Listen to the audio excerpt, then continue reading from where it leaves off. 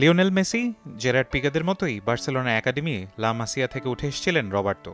২০১০ মৌসুমে প্রথম সিনিয়র দলের হয়ে খেলেন তিনি। টানা ১৪ মৌসুম বার্সেলোনার হয়ে খেলার পর এবার ক্লাব ছাড়ার সিদ্ধান্ত নিলেন। সব মিলিয়ে ১৮ বছর পর গত জুন মাসে ক্লাব বার্সেলোনার সঙ্গে চুক্তি শেষ হয়েছে রবার্তোর। তারপর কোনো পক্ষই নতুন করে চুক্তি নিয়ে আগ্রহ দেখায়নি। সার্জিও রবার্তোর সঙ্গে ক্লাবের বিচ্ছেদ চূড়ান্ত হয়ে গিয়েছে। ফুটবল জীবনের প্রথম থেকে আমাদের ক্লাবের হয়ে খেলছে রবার্তো। গত মৌসুম পর্যন্ত আমাদের অধিনায়কের সঙ্গে চুক্তি ছিল। সামাজিক মাধ্যমে একটি আবেগঘন ভিডিও পোস্ট করে ক্লাবের থেকে বিদায় চেয়েছেন তিনি। চুক্তিহীন রবার্তো অবশেষে ঘোষণা দিয়েছেন আনুষ্ঠানিক এক সংবাদ সম্মেলনের মাধ্যমে বার্সেলোনাকে বিদায় বলবেন তিনি।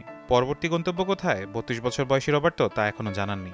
তবে স্প্যানিশ এই মিডফিল্ডার ইংলিশ প্রিমিয়ার লিগে খেলতে চান। ২০০০ সালে সান্তেস ক্রেউসের যুবদল দিয়ে ফুটবল যাত্রা শুরু করেন রবার্তো। ৪ বছর পর নাম লেখান হিউম্যানিস্টিকের যুবদলে। বার্সেলোনার সঙ্গে তার পথ চলা শুরু হয় ২০০৬ সালের যুবদল দিয়ে। ২০০৯ সাল থেকে ২০১৩ সাল পর্যন্ত রবার্তো খেলেন বার্সেলোনার বি দলে। এর মধ্যেই ২০১০ সালে বার্সেলোনার মূল দলে অভিষেক হয় তার।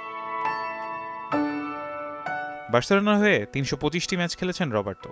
২৫টি ট্রফি জয়ের ক্ষেত্রে তার অবদান রয়েছে। ক্লাবের হয়ে ১৯ গোল রয়েছে স্পেনের প্রাক্তন মিডফিল্ডারের। ১৪ বছর বয়সে লা মাসিয়ায় যোগ দিয়েছিলেন। সেই থেকে ১৮ বছর বার্সেলোনার সঙ্গেই ছিলেন তিনি। দেশের হয়ে খেলেছেন ১১টি ম্যাচ।